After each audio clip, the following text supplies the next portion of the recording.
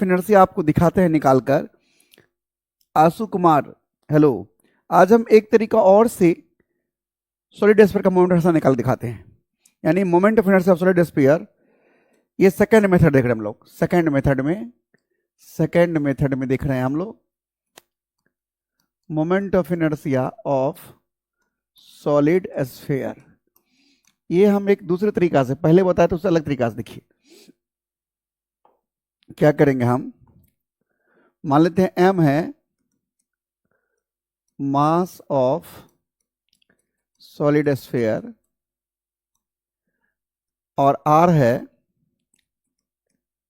Radius of solid sphere, और हम जानते हैं रो है मास पर यूनिट वॉल्यूम, यानी मास m बटा volume 4/3 pi r cube, 4/3 pi r cube, यानी 3m/4 पाई आर क्यू। अब देखिए ये हमारा सॉलिड स्फीयर है। थोड़ा मैं इसे यहां बनाता हूं। सॉलिड स्फीयर है और इसका एक्सिस ये है, ये है इसका एक्सिस।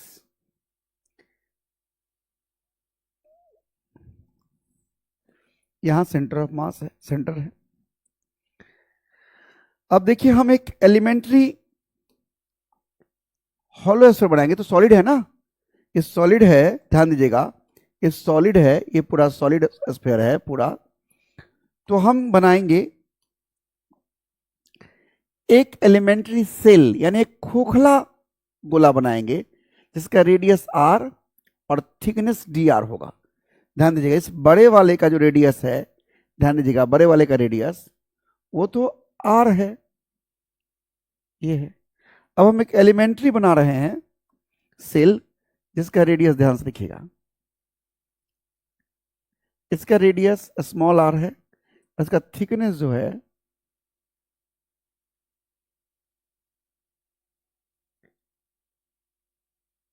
ये dr है। यानी हम यहां क्या लिखेंगे,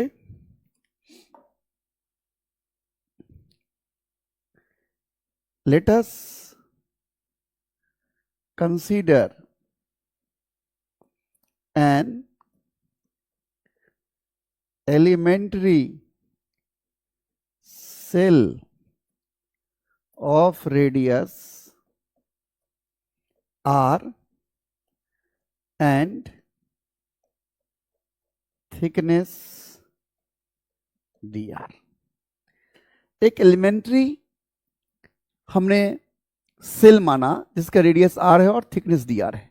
तो इस बीच में r और dr के बीच में कितना मास प्रेजेंट है, यानी क्या वॉल्यूम है, ये बीच का वॉल्यूम, ये जो ये वॉल्यूम हम जानने का प्रयास करते हैं। Volume lying between r and dr वो क्या होगा, ध्यान से देखिए। Volume lying between r and r plus dr क्या होगा, dv बराबर तो 4 पाई r स्क्वायर, तो उसका सरफेस एरिया हो जाएगा अंदर वाले का। तो एरिया गुना थिकनेस वॉल्यूम होता है, एरिया गुना थिकनेस वॉल्यूम होता है।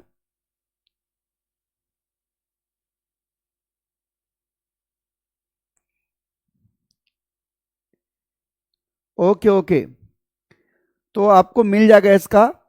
राजन जी अगर आप जुड़े हुए हैं तो 12 का एक पूरा जो भी टॉपिक्स है सबका एक प्लेलिस्ट बनाइए 12 का, समझ रहे हैं ना राजन जी? आप अगर सुन रहे हैं तो मुझे एक कमेंट करके बताइए। उसमें जितने भी इलेक्ट्रोस्टैटिक्स के लेक्चर हैं, करंट के लेक्चर हैं, ऑप्टिक्स के लेक्चर हैं, मॉडर्न फिजिक्स लेक्चर है, सबको एक जगह अरेंज करके डाल दीजिएगा, समझ रहे हैं ना? वो एक बनाइए ताकि बच्चा लोगों को देखने में सुविधा होगा। क्योंकि अभी जो टॉपिक वाइज आप अलग करके रखे हैं तो वो एक बड़े के अंदर में छोटा अलग अलग टॉपिक रखिए ताकि देखने में सुविधाजनक हो। इस तरह का बनाइएगा। अगर दिक्कत हो तो हमसे बात कर लीजिएगा। 4 पाई r² dr। हमारा जो पुराना वाला स्टाइल जिस तरीके से बना था 11 12 अलग अलग करके, वो वाला प्लेलिस्ट का लिंक है तो शेयर कर दीजिएगा। ये वॉल्यूम हो गया। तो यूनिट वॉल्यूम का मास जो है वो रो है, तो इसका मास क्या होगा, therefore mass of cell dm बराबर dv volume into density rho, ये होगा dv इंटू रो। अब हम मान डाल दें, ये क्या हो जाएगा, ध्यान से देखिएगा।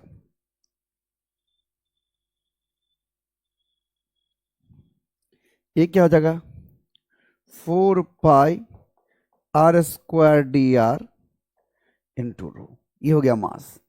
अब एक सेल का मोमेंट ऑफ इनर्शिया हम लोग अभी देखे हैं, सेल का जो मोमेंट ऑफ इनर्शिया होता है होलो स्फीयर का, यानी सेल का, होलो स्फीयर मतलब सेल, होलो स्फीयर मतलब होलो स्फीयर, और इसी को सेल भी कहते हैं, सेल कहते हैं। 2/3 हमारा स्क्वायर होता है, तो इसका होगा 2/3, m के जगह पर ये आ जाएगा, और रेडियस आर स्क्वायर। हम एक नए पेज की तरफ बढ़ते हैं। इसीलिए moment of inertia of elementary cell क्या हो जाएगा, d I equal to 2/3 mass जो है वो dm, जो रेडियस उसका स्क्वायर, तो 2/3 मास अभी हमने देखा 4 pi r square d r into rho into r square, यानी अरेंज कर दीजिए 2/3 4 पाई, रो इधर कर लीजिए, r4 dr, 4 पाई रो इधर कर लिए, r4 dr, ये हो गया। इसलिए पूरे स्फीयर क्या होगा, इसलिए moment of inertia of entire sphere क्या होगा, I बराबर इंटीग्रेशन ऑफ डी आई, यानी 2/3 4 पाई, रो को बाहर कर लीजिए, r4 dr from 0 to r, क्या होगा 8 में लिखना नहीं चाह रहा हूं, मैं ऐसे लिखना चाह रहा हूं, 2 इंटू 4 पाई बाई 3, रो है यहाँ, इसका हो जाएगा r5/5 फ्रॉम 0 टू r, ये हो जाएगा 2 into 4 pi by 3 into rho, ये हो जाएगा r5/5। अब मान डाल दीजिए, रो का मान डाल दीजिए, क्या होगा, I equal to 2 into 4 pi by 3, और रो का मान होता है m into 3/4 pi r cube. तो देखिए 3 से 3 कट जाएगा, अच्छा इंटू ये है हमारा r5/5। अब देखिए कैंसिल करिए, 3 से 3 कट जाएगा, 4 पाई से 4 पाई कट जाएगा, आर क्यू से ध्यान दीजिएगा, आर क्यू से काटेंगे तो ये आर स्क्वायर बन जाएगा, तो क्या हो जाएगा मोमेंट ऑफ इनर्शिया, I बराबर 2m r स्क्वायर बाई 5, यानी 2/5 हमारा स्क्वायर, देखिए यही होता है। एक बार ध्यान से देखिए, आपको मजा आ जाएगा, एक बार आप ध्यान से देखिए।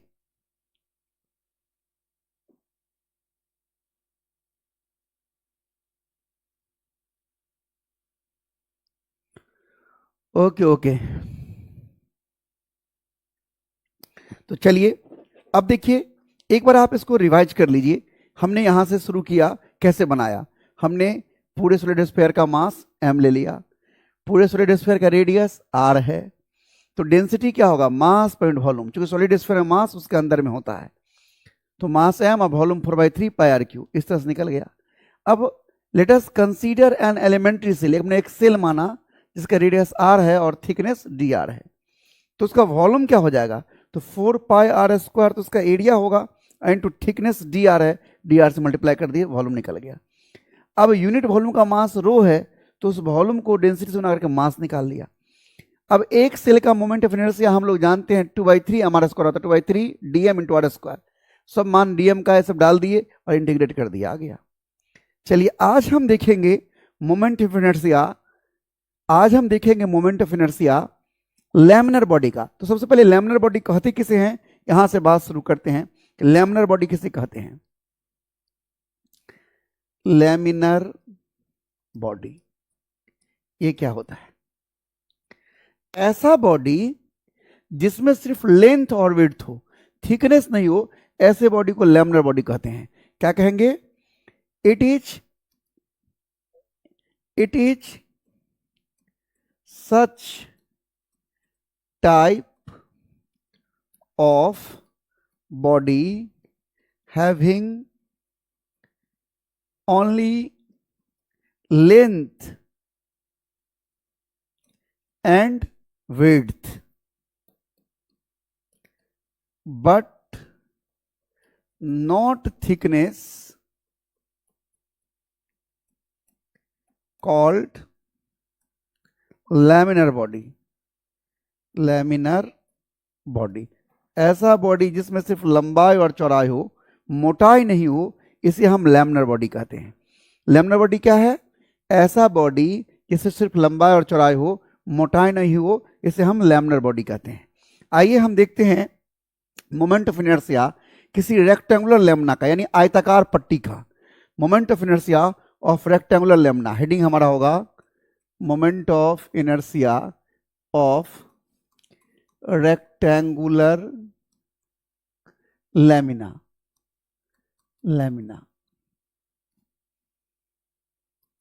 Moment of inertia of rectangular Lemna. तो चलिए शुरू करते हैं। सबसे पहले हम इसका एक चित्र बना लेते हैं। पहले मान लेते हैं m है मास ऑफ रेक्टेंगुलर लेमिना, मास है।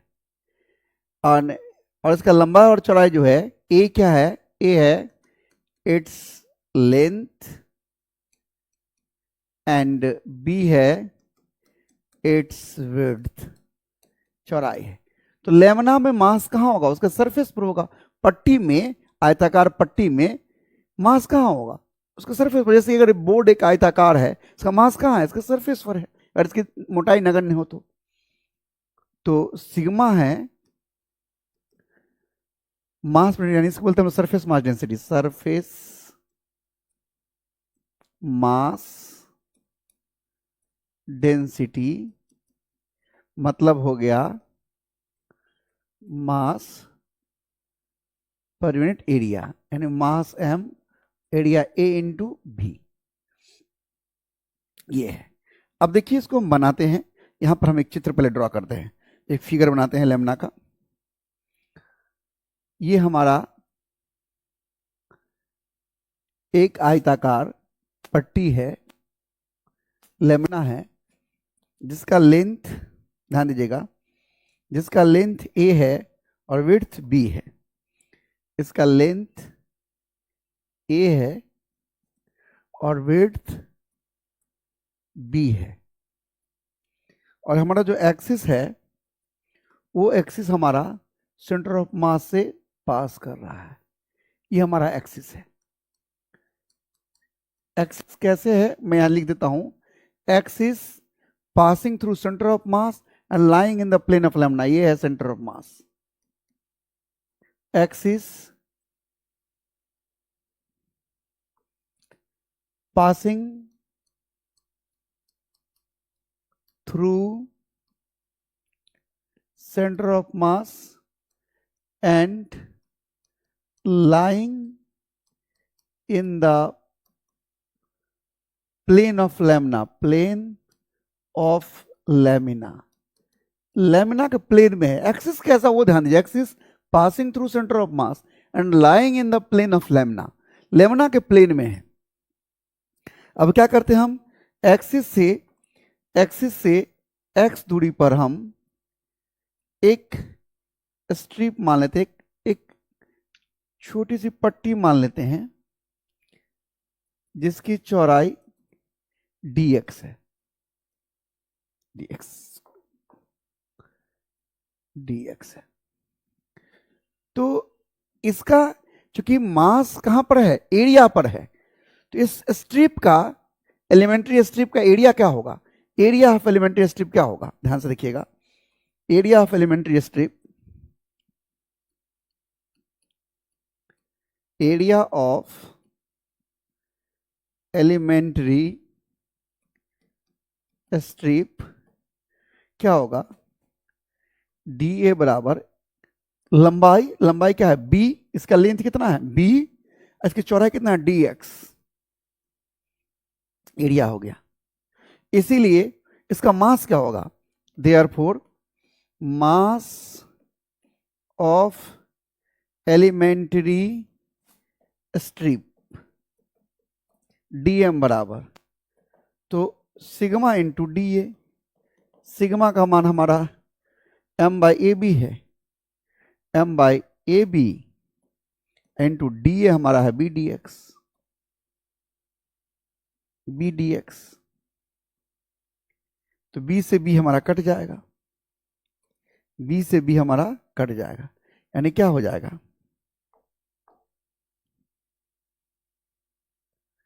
ये हमारा क्या हो जाएगा? ये हमारा हो जाएगा m by a into d x, निकल गया हमारा मास एक पट्टी का। देखिए जब भी मोमेंट ऑफ इनर्शिया निकालते हैं तो एलिमेंट्री हिस्से का पहले मास जानते हैं, और अब जानते हैं हम लोग कि मास अगुना जो लंबा दूरी उसका स्क्वायर, एम आर स्क्वायर, तो क्या होगा? Moment of inertia of elementary strip क्या होगा? डी आई बराबर, इसका मास जो है डी एम अगुना जो परपेंडिकुलर डिस्टेंस है, लंबा दूरी कितना है यहाँ से? एक्स इंटू एक्स का स्क्वायर, डीएम का मान है m by a into d x into x का स्क्वायर। इसलिए पूरे लेमना का मोमेंट क्या होगा? Therefore moment of inertia of entire lamina क्या होगा? आई बराबर integration of d I, constant ही बाहर ले लीजिए, एम बाई ये बाहर आ गया, अंदर बचेगा एक्स स्क्वायर डी एक्स, कहाँ से कहाँ तक? तो ध्यान दीजिएगा ये वास्तव में ओरिजिन से इधर माइनस ए बाई टू होगा, इधर प्लस ए बाई टू, चूंकि एक्स बदला ना, एक्स का मान यहाँ ले लेंगे तो माइनस ए बाई टू आधा, इधर plus a by to, minus a by to to plus a by to. आप चाहो तो प्रॉपर्टी ऑफ डिफिनिट इंटीग्रेशन लगा सकते हो, इसको टू टाइम जीरो टू ए भी कर सकते हैं, पर चलिए रहने दीजिए, ऐसे भी कर देते हैं। क्या होगा? M by a into x square का हो जाएगा x cube by three from minus a by two plus a by two, यानी m by a into a by two, यानी a cube by eight by three minus minus a cube by eight by three, यानी क्या हो जाएगा? M by a cube by चौबीस क्या होगा? ए cube by 12, solve कर दीजिए, एम ए स्क्वायर बाई 12 होगा, यानी मोमेंट ऑफ इनर्शिया निकल गया आपका आई इक्वल टू, ध्यान दीजिएगा, एम ए स्क्वायर बाई 12, याद रखना है इसको, ये अच्छे से समझना है। यहाँ पर समझना है कि ये एक्सिस है तो ये एक्सिस आपका ए भुजा को काट रहा है, ए लंबाई वाला को काट रहा है, तो ये हो गया एम ए स्क्वायर बाई 12।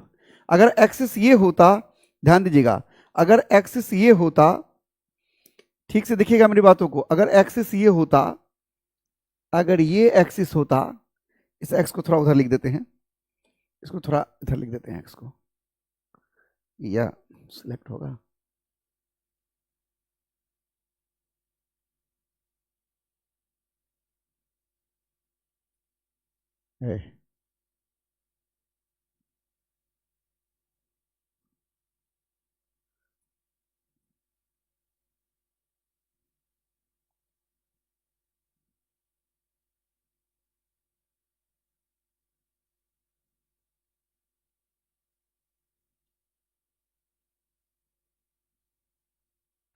अगर ये होता, ध्यान दीजिएगा, अगर एक्सिस ये हो, ये एक्सिस हो, तो उस कंडीशन में मोमेंट ऑफ इनर्शिया जो होगा वो एम बी स्क्वायर बाई 12 होगा, क्योंकि बी वाले भुजा को काट रहा है, ये बी वाले भुजा के परपेंडिकुलर है, ये देखिए बी वाले के परपेंडिकुलर है, तो एम बी स्क्वायर बाई 12, ए वाला काट रहा है तो एम ए स्क्वायर बाई 12। ये अच्छे से समझना है, यहां पर समझ रहे हैं? अविनाश कुमार,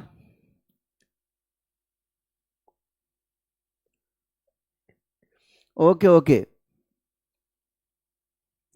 तो आप जो है ध्यान दीजिए हमारी बातों पर, मैं क्या कह रहा हूं कि यहां पर ये अगर एक्सिस है तो एम ए स्क्वायर बाई 12, लेकिन अगर ये एक्सिस है तो एम बी स्क्वायर बाई 12। तो डिपेंड करता है कि एक्सिस कौन सा आप ले रहे हैं, उस हिसाब से आपका मोमेंट ऑफ इनर्शिया भी बदलेगा। तो ये एक्सिस है जो कि ए भुजा को काट रहा है तो एम ए स्क्वायर बाई 12, और अगर बी को काट रहा है तो एम बी स्क्वायर बाई 12।